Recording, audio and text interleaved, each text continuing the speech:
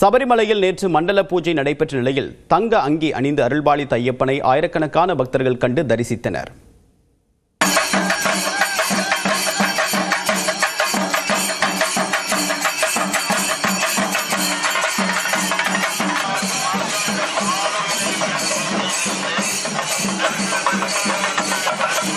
கார்த்திகை 1ஆம் தேதி முதல் 41 நாட்கள் நடைபெறும் மண்டல பூஜைகள் சபரிமலையில் கடந்த நவம்பர் 16ஆம் தேதி தொடங்கியது. சபரிமலை ஐயப்பனுக்கு மறைந்த திருவிதாங்கூர் மன்னர் காணிக்கையாக வழங்கிய தங்க அங்கி கடந்த 23ஆம் தேதி ஆரன்முளாவில் இருந்து பவனியாக புறப்பட்டது.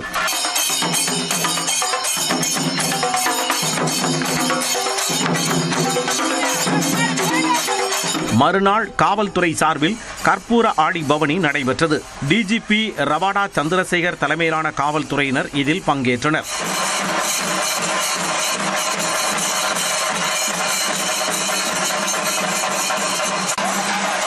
சிவன், பார்வதி உள்ளிட்ட பல்வேறு தெய்வங்களின் வேடமணிந்த பக்தர்கள் ஊர்வலத்தின் முன் வர புலிமேல் அமர்ந்துள்ள ஐயப்பனை வாகனமாக பக்தர்கள் சுமந்து வந்தனர்.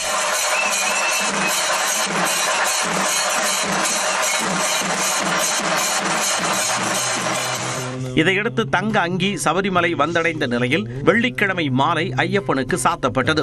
அதன் தொடர்ச்சியாக நேற்று அதிகாலை 3 மணிக்கு நடை திறக்கப்பட்டு வழக்கமான பூஜைகள் நடத்தப்பட்டன. அதன் பின்னர் நெய் அபிஷேகம் காலை 9 மணி வரை நடத்தப்பட்டது. பின்பு தங்க அங்கியுடன் ஜொலித்த ஐயப்பனுக்கு கோயில் தந்திரி கண்டரரு மகேஷ் மோகனரு தலைமையில் மண்டல பூஜை நடைபெற்றது.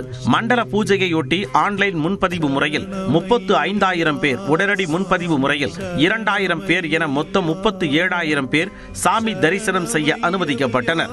சரண கோஷத்துடன் குவிந்த பக்தர்களுக்கு ஐயப்பன் தங்க அங்கியில் அருள் பாலித்தார்.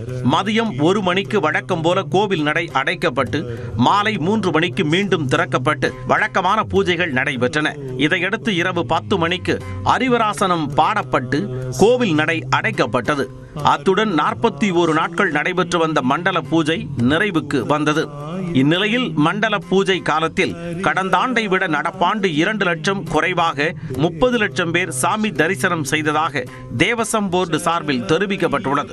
சபரிமலையில் கடந்த 40 நாட்களில் 332 கோடியே 77 லட்சத்து 5,132 ரூபாய் வருமானம் கிடைத்துள்ளதாகவும் இது கடந்த ஆண்டு 41 நாட்களில் 297 கோடி ரூபாயாக இருந்ததாக தேவசம் போர்டு தலைவர் ஜெயக்குமார் தெரிவித்துள்ளார். மகர விளக்கு பூஜைக்காக சபரிமலை ஐயப்பன் கோவில் நடை நாளை மறுநாள் மாலை 5 மணிக்கு மீண்டும் திறக்கப்படுகிறது.